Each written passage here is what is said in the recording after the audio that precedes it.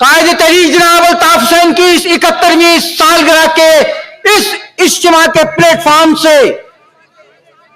پاکستان کو چلانے والوں سے اور پاکستان کی قسمت کے فیصلے کرنے والوں سے، پاکستان کے تمام سیاستدانوں سے، پارلیمنٹ میں بیٹھے تمام ارکان سے مخاطب ہوتے ہوئے یہ بات کہیں گے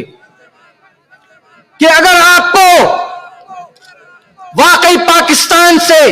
پاکستان کے نظام سے، پاکستان کے عوام سے اگر واقعتاً کوئی ہمدردی ہے تو پھر جہاں اتنی ترامیم کے ڈھکوسلے بازی کر رہے ہیں تو وہاں وقت آ گیا ہے کہ ان آئینی ترامیم میں اس ایک آئینی ترمیم کو بھی شامل کیا جائے کہ پاکستان میں کوٹا سسٹم کے نام پر جو اس ناانصافی کو آئینی تحفظ دیا گیا ہے، ایسے غیر منصفانہ شق کو اس آئین سے نکال پھینکا جائے جو یہ کہتا ہے کہ پاکستان میں فوج ہو، سول بیوروکریسی ہو، ملٹری بیوروکریسی ہو، کوئی بھی شعبہ زندگی ہے تو وہاں جب بھی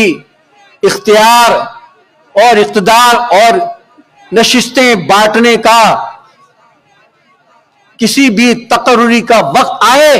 تو کہا جائے 100 میں سے 57 صرف پنجاب کو دی جائیں گی، اس کے بعد تھوڑی صوبہ سرحد کو دی جائیں گی، تھوڑی سی بلوچستان کو دی جائیں گی، تھوڑا سا سندھ کو دیا جائے گا، اور سندھ میں بھی دیہی اور شہری کو کوٹا سسٹم کے نام پر قانونی تحفظ دیا گیا ہے۔ یہ آئین پاکستان میں پاکستان کے شہریوں کی درجہ بندی کرتا ہے، انہیں تقسیم کرتا ہے، کسی ایک علاقے کے لوگوں کو آقا بناتا ہے، باقی لوگوں کے علاقے کے لوگوں کو غلام بناتا ہے، تیسرے درجے کا شہری بناتا ہے۔ تو ہم کہیں گے ان تمام جماعتوں سے کہ اگر آپ واقعی پاکستان کے عوام کے سچے ہمدرد ہیں تو پھر اس آئینی ترامیم میں اس کوٹا سسٹم کو ختم کرنے کے لیے بھی ترامیم لائی جائیں اور پاکستان میں وہ نظام انصاف قائم کیا جائے